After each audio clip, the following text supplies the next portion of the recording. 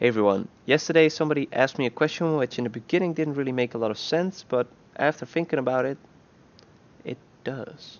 So I'm gonna try and fix it.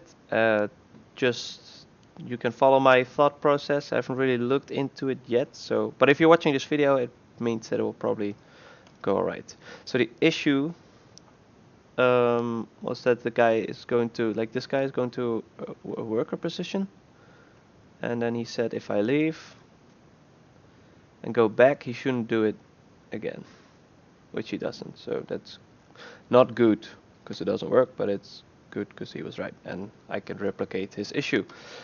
When I was thinking about this, it kind of made sense because we had to delete the original guy here as well. So that must mean there's some sort of um, possession going on in the workspace. There's some here. We can already see if we click it. There's a worker limit and there's a workers array and current workers. These all indicate that these are variables being set in this thing um, that are not being reset when we despawn. So what's the right way to tackle this? Now, of course, with anything, there's always 100 different ways. I'm still contemplating which one I'm going to pick right now, but I think I know a decent one. So I think we should go for an interface, because then if this issue arises in any other location, we can use that same interface to fix other issues that may come with using this. So maybe there's issues with the path that you need to reset something, or maybe there's issues with, I don't know, I don't know what I'm not 100% up to date on what's in the spec, but hopefully you can use this system to fix other issues in your game. But first, let's let's see if we can make it work for this issue. So we're going to create a blueprint interface, spawn system interface, and on opening that, we'll call a despawn completed. Yes. So we should call that in the spawn location on, yeah, here somewhere.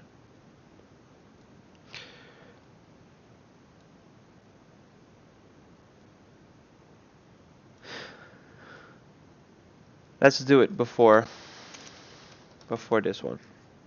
So we put a sequence in here, and now we can call the event despawn completed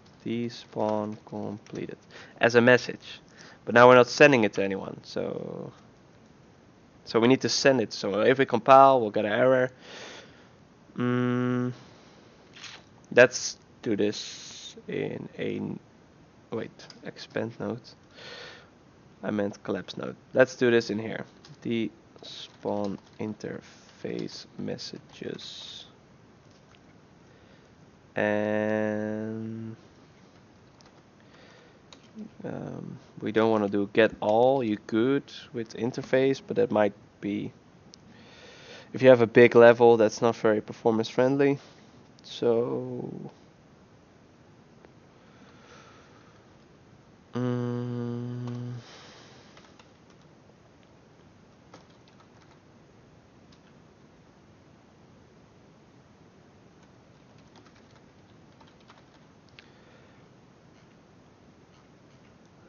let's do a overlap actors.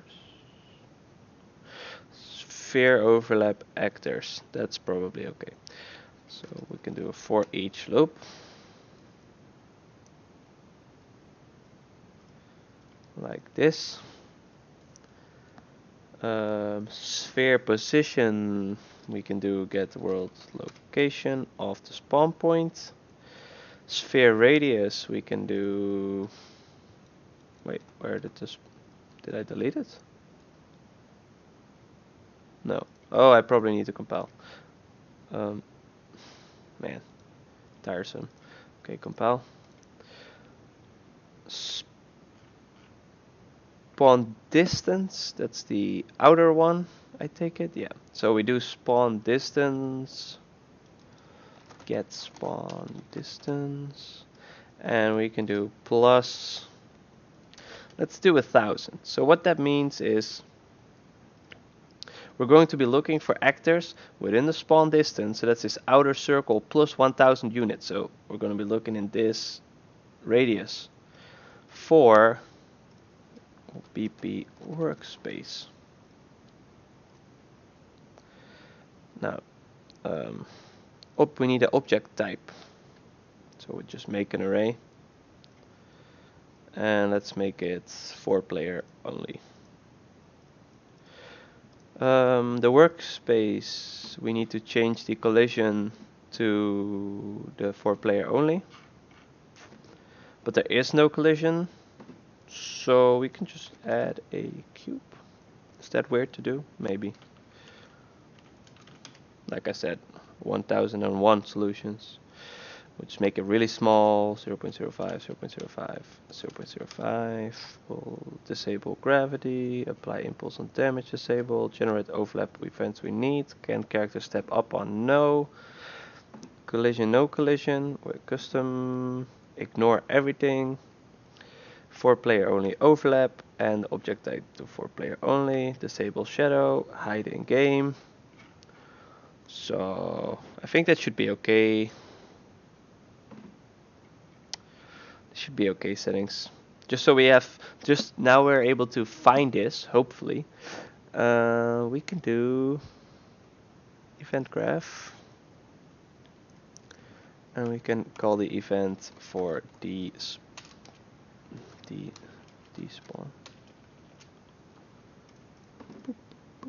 Yeah. Oh, sorry guys.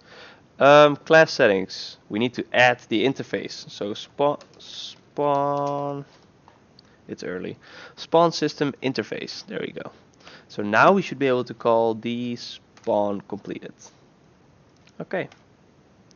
So back to the spawn location. We are now checking for workspace. We're looking for player only object types. This should return. I am a workspace. Let's make it red or pink or whatever. Alright, so now when we go in, we spawn, he walks, and when we walk away, we despawn, we should get a print string, which we don't. So what's going wrong here?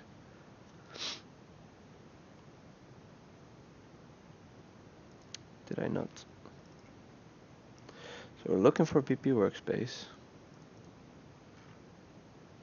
Oh, we need collision enabled query only. Sorry about that. I always end up making some mistake the first time around with collisions. I am a workspace. We get about 7. And that can make sense because there's 1 here. So it's like 1, 2, 3, 4, 5, 6, 7. 7 workspaces. Okay. What's this? Is this like, oh, it's 1 workspace with 3 okay, that's cool. Yeah, so all of them return in this area. That's nice. So that means that our setup for this is pretty decent. Let's see what happens if we add a workspace here. So we add 2 there. Just see if it becomes more. 6, 7, no. Okay, so it does only check in that area we specified. That's great.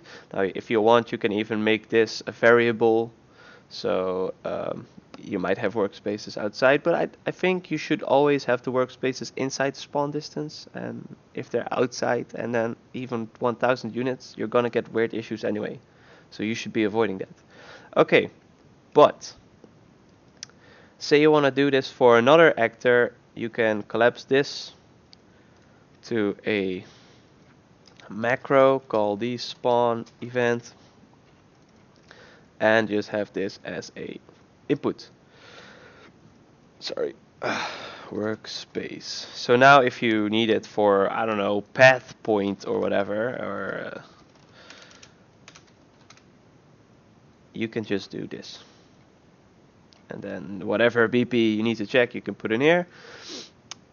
So that's pretty neat. And then just make sure that it's for player only, and that's the only thing.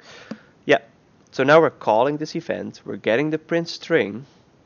What do we need to do? So we have the workers array.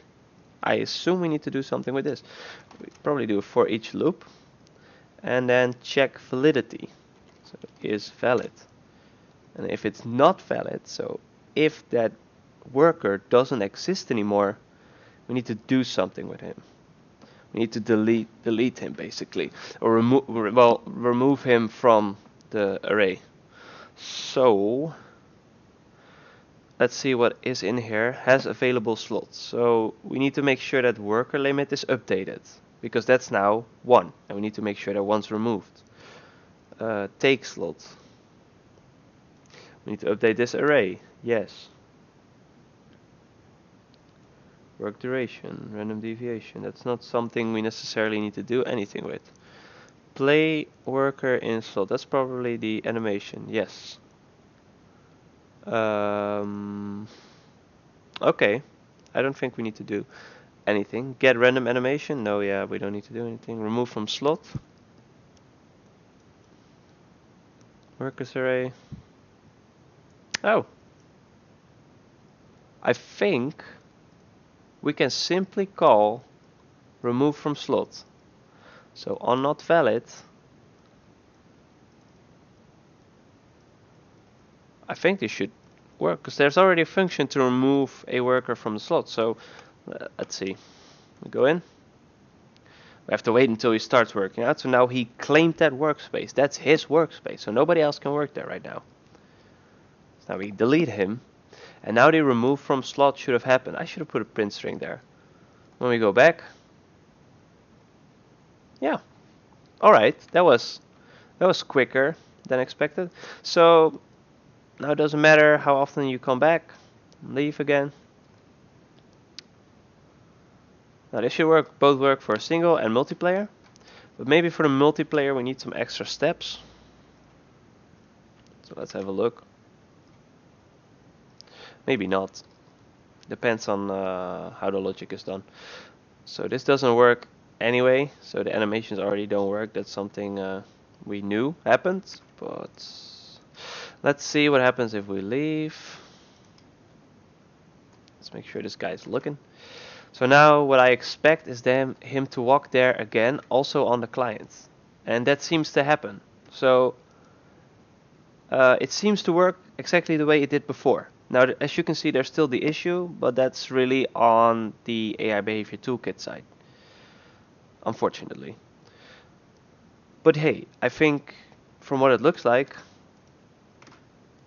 we are at the same point as we were before. The AI can do its job, it can find the workspace. On despawn, the workspace is updated. All the workspaces in the vicinity are updated. You can also do, in the spawn location, get all actors with interface. But the idea behind the spawn system is that you support a really big open level. And especially in multiplayer, the biggest gain you can get is by having a really big level. And by doing a get all actors with interface, we're kind of going against the rules set in the spawn system, because we want to think about optimization, so friendly towards the level, the system, the computer. We don't want to check everything. So that's why we're doing a sphere overlap actors.